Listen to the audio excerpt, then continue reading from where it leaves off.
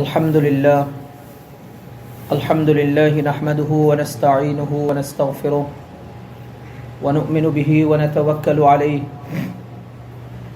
ونعوذ بالله من شرور أنفسنا ومن سيئات أعمالنا من يهده الله فلا مضل له ومن يضلله فلا هادي له ونشهد أن لا إله إلا الله وحده لا شريك له ونشهد أن سيدنا ونبينا وحبيبنا وحبيب ربنا ومولانا محمد صلى الله تعالى عليه وعلى آله وأصحابه وبارك وسلم تسليما كثيرا كثيرا أما بعد قال الله تبارك وتعالى قل هل يستوي الذين يعلمون والذين لا يعلمون وقال تعالى إنا نحن نزلنا الذكر وإنا له لحافظون صدق الله العظيم وصدق رسوله النبي الكريم ونحن على ذلك من الشاهدين والشاكرين والحمد لله رب العالمين دار العلوم الصفا New York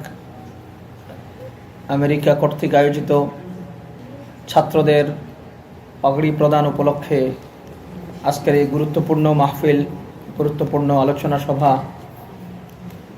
আল্লাহ রাব্বুল আলামিনের অশেষ মেহেরবানি, আল্লাহ তাআলা আমাদেরকে গুরুত্বপূর্ণ একটি ফিকির নিয়ে কোরআনে কারীম এবং আহাদিসে শরীফ শেখানো হয় যে প্রতিষ্ঠানে, যে মাদ্রাসায়, এমন একটি প্রতিষ্ঠানে আমাদেরকে জমায়েত হওয়ার তৌফিক দিয়েছেন। আল্লাহ তাআলার অনেক বড় মেহেরবানি। আজকে আমরা যাদেরকে পাগড়ি দিচ্ছি মুসলমানদের সন্তান, যারা কালামুল্লাহ হিফজ করেছেন, যারা আল্লাহ তাআলার কালামকে মুখস্থ করেছেন। রাসূল করিম সাল্লাল্লাহু আলাইহি ওয়াসাল্লাম তাদের সম্পর্কে সুস্পষ্টভাবে বলেন, খায়রুকুম মান তাআল্লামাল কুরআনা ওয়া আল্লামা, তোমাদের মধ্যে সর্বসেরা হলেন তারা যারা আল্লাহ তাআলার কোরআন শিখেন এবং অন্যকে কোরআন শিক্ষা দান করেন। খায়রুকুম এটা ইসমে তাফজিলের সিগা, তোমাদের মধ্যে শ্রেষ্ঠ তারা, তোমাদের মধ্যে উত্তম তারা, তোমাদের মধ্যে সেরা হলো তারা যারা কোরআন শিখে এবং কোরআন অন্যকে শিক্ষা দেয়। আমরা দেখতে পাই কোরআনে কারীমে আল্লাহ তাআলা বলেন, ওয়ালাকাদ কাররামনা বানি আদম, সারা দুনিয়ার সমস্ত মাখলুকের মধ্যে আল্লাহ তাআলা মানুষকে সবচেয়ে দামি বানিয়েছেন, সেরা বানিয়েছেন। সবচেয়ে সেরা এবং শ্রেষ্ঠ মানুষ। আবার সব মানুষের দাম সমান না, সমস্ত মাখলুকের দৃষ্টিতে মানুষের দাম বেশি, কিন্তু যখন মানুষের দিকে নজর দেই তখন সব মানুষ কিন্তু সমান নয়, দামি নয়, মূল্যবান নয়। মানুষের মধ্যে সর্ব উৎকৃষ্ট মানুষ হলেন যারা আল্লাহর দ্বীন তথা ইসলামকে গ্রহণ করেছেন। ইন্নাদ দীনা ইনদাল্লাহিল ইসলাম, আল ইয়াউমা আকমালতু লাকুম দীনাকুম ওয়া আতমামতু আলাইকুম নি'মাতি ওয়া রাদিতু লাকুমুল ইসলাম দীনা। এই আয়াত দ্বারা বোঝা যায় আল্লাহ তাআলার কাছে পছন্দের ধর্ম, নির্বাচিত ধর্ম একমাত্র ইসলাম। সুতরাং যারা ইসলাম অবলম্বন করবেন তারা হলেন সেরা, তারা হলেন মানুষের মধ্যে সর্বোত্তম। সমস্ত মাখলুকের দৃষ্টিতে মানুষ হলো সর্বোত্তম, আর সমস্ত মানুষের মধ্যে মুসলমান হলেন সর্বোত্তম। আবার মুসলমানদের মধ্যে আরো উত্তম আছে গ্রুপ।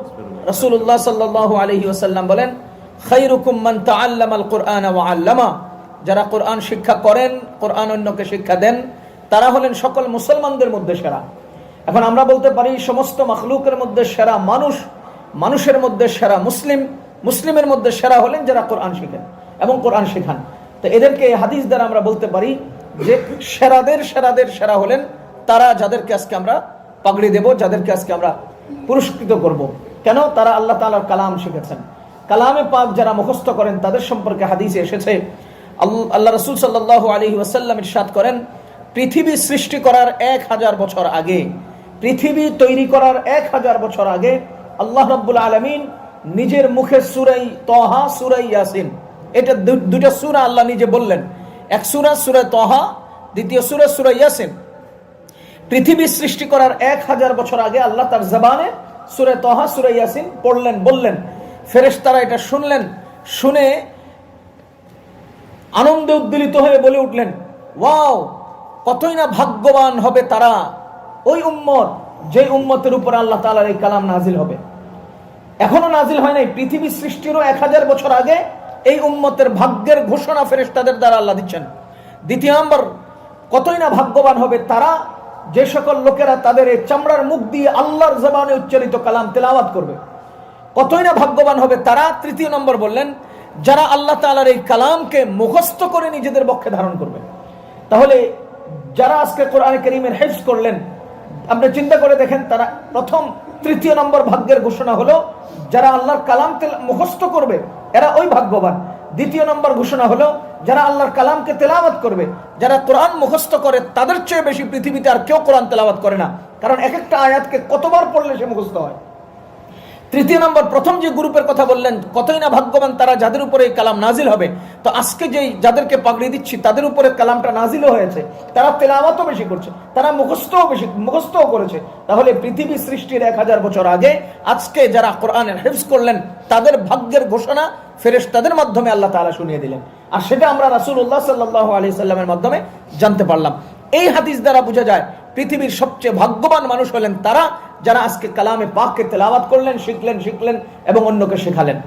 আরেক হাদিসের মধ্যে আসছে, রাসূল করিম সাল্লাল্লাহু আলাইহি ওয়াসাল্লাম ইরশাদ করেন, আল কাইয়িসু মান দানা নাফসাহু ওয়া আমিলা লিমা বাদাল মাউত।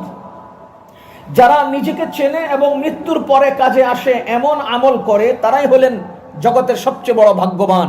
আপনি দেখেন, একটা কালামে পাকের একটা হরফ তেলাওয়াত করলে 10টা নেকি পাওয়া যায়। এক একটা হরফ তেলাওয়াত করলে 10 নেকি। রাসূলুল্লাহ সাল্লাল্লাহু আলাইহি ওয়াসাল্লাম বলেন, আমি এমনটা বলি নাই যে আলিফ লাম মিম একটা হরফ, বরং আলিফুন হারফুন, লামুন হারফুন, মিমুন হারফুন। কেউ যদি আলিফ লাম মিম তেলাওয়াত করে তবে আল্লাহ তাআলা তাকে 30টা নেকি দান করবেন। এই পরিমাণ দামি, এই পরিমাণ উন্নত এবং পরবর্তীকালে তথা মৃত্যুর পরে আমল করলে কাজে লাগে এমন আমল কারা করছেন? কোরআন কারীম যারা তেলাওয়াত করছেন, কোরআনের হিফজ যারা করছেন। আপনি চিন্তা করেন, এই যে মোবাইল ফোন ব্যবহার করছি, আমরা নিঃশ্বাস নিচ্ছি, নিঃশ্বাস ছাড়ছি, আমি গাড়ি চালাচ্ছি, নিঃশ্বাস নিচ্ছি, নিঃশ্বাস ছাড়ছি, আমি দুনিয়ার কত কাজ করছি, নিঃশ্বাস নিচ্ছি, ছাড়ছি।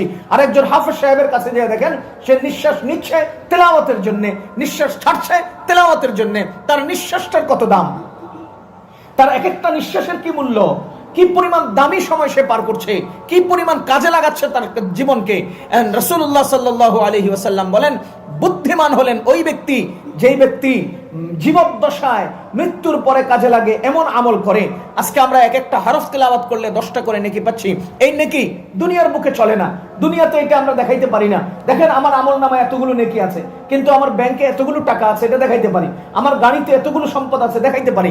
আমার এই বাড়ি আছে, দেখাতে পারি। আমার এই সম্পদ আছে, দেখাতে পারি। কিন্তু কার আমল কতটুকুন, কার নেক কতটুকুন, এটা আমরা দেখাইতে পারি না। একদিন দেখা যাবে, একদিন প্রকাশ পাবে। কবে? যেদিন নেকের বাজারে একমাত্র নেক ছাড়া আর কিছু চলবে না। আপনার ডলার আছে, ডলার আমল না কিয়ামতের মাঠে চলবে না। আপনার টাকা আছে, টাকা কিয়ামতের মাঠে চলবে না। আপনার স্বর্ণের স্তূপ আছে, কিয়ামতের মাঠে চলবে না।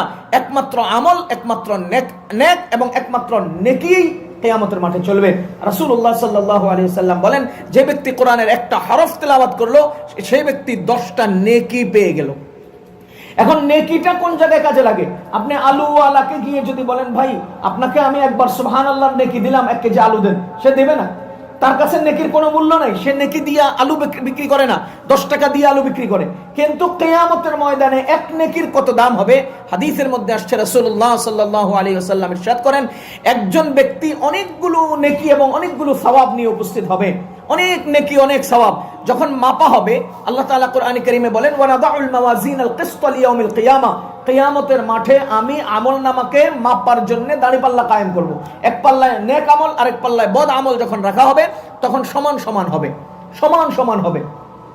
নেকি এবং বদি তার সমান হয়ে যাবে। এখন সে কোন দিক যাবে? গুনাহের পাল্লার দিকে যাবে না নেকির পাল্লার দিকে যাবে? তাকে কোন দিকে ফয়সালা করবে? তো আল্লাহ রাব্বুল আলামিন বলবেন যে, বান্দা তুমি যাও, কারো কাছ থেকে একটা নেকি এনে যদি রাখতে পারো তাহলে তোমার নেকির পাল্লা ভারী হবে, তুমি জান্নাতে যেতে পারবা। তখন সেই ব্যক্তি তার বাবার কাছে, দাদার কাছে, চাচার কাছে, মামার কাছে, ইমাম সাহেবের কাছে, বিভিন্ন জনের কাছে দৌড়তে থাকবে একটা নেকির জন্য। ভাইও আমাকে একটা নেকি দেন, আমি আজকে এক নেকির জন্য আটকে পড়েছি। তখন সেই ব্যক্তিকে কেউ নেকি দিতে চাইবে না। কেন? কোরআনে কারীমে আল্লাহ তাআলা সূরা আবাসে বলেন, ইয়াউমা ইয়াফিরুল মারউ মিন আখিহি ওয়া উম্মিহি ওয়া আবিহি ওয়া সাহিবাতিহি ওয়া বানিহি লিকুল্লি ইমরিইম মিনহুম ইয়াউমা ইযিন শানু ইউগনিহি। একটা লোকও কারো জন্য হবে না। আমি আপনার হব না, আপনি আমার হবেন না, বাবা তার সন্তানের হবে না, সন্তান বাবার হবে না, সবাই একে অন্যকে ছেড়ে দেবে। এই মুহূর্তে একজন লোক ওই ব্যক্তিকে যখন দেখবে যে উদ্ভ্রান্তের মতো ঘুরছে, জিজ্ঞেস করবে, ভাই ঘটনা কি, তোমার সমস্যা? সে বলবে, আমার একটা মাত্র নেকির দরকার। কেন? আমার কাছে অনেক নেকি এবং অনেক বদি জমা হয়ে গেছে, এতগুলো নেকির মাঝখানেও আমি সমান সমান গুনাহের কারণে যেতে পারছি না। ওই লোক বলবেন যে তাহলে আমার একটা মাত্র নেকি আছে আর সব গুনাহ, তুমি একটা নেকি নিয়ে যাও। সে একটা নেকি এনে তার নেকির পাল্লায় দেবে, আর নেকির পাল্লা ভারী হয়ে যাবে। যখন তার নেকির পাল্লা ভারী হবে তখন আল্লাহ তাআলা তাকে জিজ্ঞেস করবেন, তুমি এই নেকি আনলে কোত্থেকে? বলবে যে আমার অমুক এক ভাই আমাকে দিয়েছে। তোমাকে অমুক ভাই কেন দিল? নিয়ে আসো তাকে ডেকে। তাকে জিজ্ঞেস করা হবে, তুমি নেকি কেন দিলা? বলবে যে আল্লাহ, আমার এই ভাই নাকি আজকে আটকা পড়েছে, বিপদে পড়েছে, এই জন্য আমি তাকে নেকিটা দিলাম। আল্লাহ রাব্বুল আলামিন এই পরিমাণ খুশি হবেন, খুশি হবেন, খুশি হবেন যে আল্লাহ তাআলা হিসাব ছাড়া দুজনকে জান্নাত দিয়ে দিবেন। এই হাদিস দ্বারা কি বুঝা গেল? একটা নেকি দিয়ে দুইজন মানুষ বিনা হিসেবে জান্নাতে যাবে। একটা নেকি দিয়ে দুইজন মানুষ বিনা হিসেবে জান্নাতে যাবে। আপনি এবার হিসাব মিলান তো একটা নেকির কত দাম হবে। এরকম এক একটা হরফের 10টা করে নেকি আপনার সন্তান কোরআন তেলাওয়াতের কারণে পাচ্ছে, আখিরাতে কাজে লাগছে, কবরে কাজে লাগবে, হাসরে কাজে লাগবে, জান্নাতে কাজে লাগবে। ইকরা ওয়ারতাকি, কোরআন তেলাওয়াত করো আর উঠতে থাকো, চড়তে থাকো। এক একটা আয়াত পড়বে আর এক একটা তালা বিল্ডিং এর উপরে উঠতে থাকবে। জান্নাতে এরকম পজিশন তার হবে, এরকম মান হতে থাকবে তার আয়াতের উপর আয়াতের উপর আয়াতের উপর। তাহলে বুঝা গেল আল কাইয়িসু মান দানা নাফসাহু, ওই ব্যক্তি প্রকৃত বুদ্ধিমান, যে ব্যক্তি তার দুনিয়াতে থেকে আখিরাতে কাজে লাগে এমন আমল করে। আমি তো চোখ বুঝে হাদিস থেকে বলতে পারবো যে দুনিয়ার বুকে যদি আজকে সর্বশ্রেষ্ঠ কোনো বুদ্ধিমান লোক থাকে তবে ওই আছে যে কোরআন পড়ে, যে আল্লাহর দ্বীন শিখে এবং আখিরাতে কাজে লাগে এমন আমল করে। সেই ব্যক্তি হলো সবচেয়ে বড় বুদ্ধিমান। তা আমরা এই মাদ্রাসায়, এই দারুল উলুম আস-সাফাতে আমরা আপনার সন্তানকে ওই পর্যায়ের বুদ্ধিমান বানাচ্ছি, আপনার সন্তানকে খায়রুকুম সর্বশ্রেষ্ঠ সেরা মানুষ বানাচ্ছি। এখানে ওই পর্যায়ের লোক তৈরি করা হয়, সন্তানকে ওই পর্যায়ে তৈরি করা হয়। আজকে আমেরিকার মতো জমিনে যেই সোসাইটি, যে পরিবেশ, এই পরিবেশে আমরা আমাদের সন্তানকে নিয়ে অস্থির। কি হবে, কি হবে, সামনে কি হবে, ফার্স্ট জেনারেশন যদি হয়, সেকেন্ড জেনারেশনের উপায় কি হবে, থার্ড জেনারেশনের উপায় কি হবে। যদি খোদার কসম আমরা যদি আমাদেরকে মসজিদের সাথে সম্পৃক্ত না করি, আমাদের সন্তানকে যদি মসজিদ এবং কোরআনের সাথে সম্পৃক্ত না করি, তো দেখবেন যে থার্ড জেনারেশনে আব্দুল্লাহ নাম থাকবে কিন্তু ঈমান থাকবে না, আব্দুল করিম নাম থাকবে, মদের আখড়ার উপর আব্দুল করিমের মদের দোকান নাম উল্লেখ করা থাকবে। কেন? এজন্য যে তার কাছে দ্বীন আসে নাই, এজন্য যে তার মধ্যে ঈমান আসে নাই, কোরআন আসে নাই এবং মসজিদের সাথে তার সম্পৃক্ততা তৈরি হয় নাই। এজন্য আমরা আমাদের সন্তানদেরকে এই সমস্ত প্রতিষ্ঠানে কোরআন এবং দ্বীন শেখাতে হবে। এই ছাড়া আমাদের বাঁচার কোনো পথ নাই ভাই, বাঁচার কোনো পথ নাই, কল্পনাও করা যায় না। আমেরিকার পরিবেশের চেয়ে 100 গুণ ভালো পরিবেশ বাংলাদেশে আছে, এরপরেও আমাদের কাছে ওটা নষ্ট হয়ে গেছে মনে হয়। ওই পর্যায়ে থেকে এখানে এসে যদি একটা সন্তান এই পরিবেশটা দেখে, আর যদি তাকে মজবুত হাতে নিয়ন্ত্রণ না করা হয়, দ্বীন আর ঈমান যদি তার ভিতরে ঢুকিয়ে না দেওয়া যায়, তাহলে তো সে ভাই আস্তে আস্তে আস্তে আস্তে সব ম্লান হয়ে যাবে, ড্যাম হয়ে যাবে। এজন্য আমরা অবশ্যই আমাদের সন্তানদেরকে কোরআন শিখাবো, দ্বীন শিখাবো, দ্বীনের পথে আনবো, আর অন্যজনকেও দাওয়াত দেব। কোরআন কারীমে আল্লাহ তাআলা যারা কোরআন শিখেছেন তাদের ব্যাপারে একটা আয়াত বলেন, ইন্না নাহনু নাযালনা যিকরা ওয়া ইন্না লাহু লাহাফিজুন, নিশ্চয় আমি কোরআন নাজিল করেছি এবং কোরআন আমি হেফাজত করব। মুফতি সাঈদ আহমদ পালনপুরি রাহিমাহুল্লাহ তিনি আমাদেরকে ক্লাসে, তিরমিজি শরীফের ক্লাসে বলেছিলেন, এই আয়াতের ব্যাখ্যা করতে গিয়ে বলেন যে আল্লাহ তাআলা ইন্না নাহনু নাযালনা যিকরা ওয়া ইন্না লাহু লাহাফিজুন, এখানে হাফিজুন বহুবচন কেন ব্যবহার করলেন? হাফিজুন বহুবচন ব্যবহার করছেন এই কথা ইঙ্গিত করার জন্য যে আল্লাহ তাআলা কোরআন নাজিল করেছেন তিনি, কিন্তু কোরআন হেফাজত করবেন হাফেজদেরকে দিয়ে, কোরআন হেফাজত করবেন হাফেজদেরকে দিয়ে। এজন্য আল্লাহ তাআলা হাফিজুন বলেছেন। আপনি যে পাত্রের মধ্যে পানি রাখলেন, ওই পানি হেফাজত যদি করেন তবে ওই পাত্রকেও হেফাজত করতে হবে। এই আয়াত বলছে যে হাফেজদের মাধ্যমে আল্লাহ কোরআন হেফাজত করবেন, আল্লাহ তাআলা সেই হাফেজদেরকেও হেফাজত করবেন। আয়াতের মধ্যে বলছে। আপনি কিতাব দেখবেন একদিন কাগজ নাই হয়ে যাবে, পুড়ে যাবে, আগুন লেগে যাবে। ভারতবর্ষে ইংরেজরা কোরআন শেষ করে দেওয়ার জন্য হাজার হাজার আলেমকে শেষ করেছে। একাত্রে এক জায়গায় 3 লক্ষ কোরআন শরীফ জ্বালিয়ে দিয়েছে। কেন? না, কোরআন রাখা যাবে না, কোরআন থাকলে এটার চর্চা হবে। রাশিয়ার জমিনে কোরআন ছিল না একটা সময়, ঘরে কোরআন নাই। আল্লামা জুলফিকার আহমদ নকশবন্দি লেখেন, রাশিয়াতে এক দোস্ত, তার এক দোস্ত গিয়েছেন, যাওয়ার পরে তিনি মসজিদে গিয়ে নামাজ পড়লেন। এমন এক মসজিদ যে মসজিদে দীর্ঘদিন থেকে আজান হয় না, এমন এক মসজিদ যে মসজিদে আবাদের কোনো প্রশ্ন নাই। যখন তিনি আজান দিয়ে নামাজ পড়তে গেলেন, তখন আশপাশের মুসলমানরা তাকে দেখতে আসছেন। নামাজ শেষে তাকে নিয়ে একটা হল রুমে গেছে যে ভাই আপনি কোত্থেকে আসছেন, কে বা কারা, যে মসজিদে আমরা আজান দেই না, আপনি কিভাবে নামাজ পড়লেন? তো তো তিনি এক হল রুমে তাদের সাথে কথাবার্তা বলছেন এক পর্যায়ে ছোট বাচ্চাদেরকে জিজ্ঞেস করছেন, বাবা তোমরা কোরআন পড়তে পারো? ছেলেগুলো বলে হ্যাঁ কোরআন পড়তে পারি। তখন তার পকেটে কোরআন শরীফ ছিল, কোরআন শরীফ তাদের সামনে পেশ করে বলতেছেন, এখান থেকে একটু পড়ো তো। ওই ছেলেরা কোরআন দেখে আর তার চেহারার দিকে তাকায়, একবার কোরআন শরীফের দিকে তাকায়, একবার চেহারার দিকে তাকায়, কোরআন পড়তে পারে না, অথচ একটু আগে দাবি করছে সে কোরআন পড়তে পারে। তখন তিনি বললেন যে ঠিক আছে পড়ো না, ইন্নাহু লাকুরআনুন কারীম।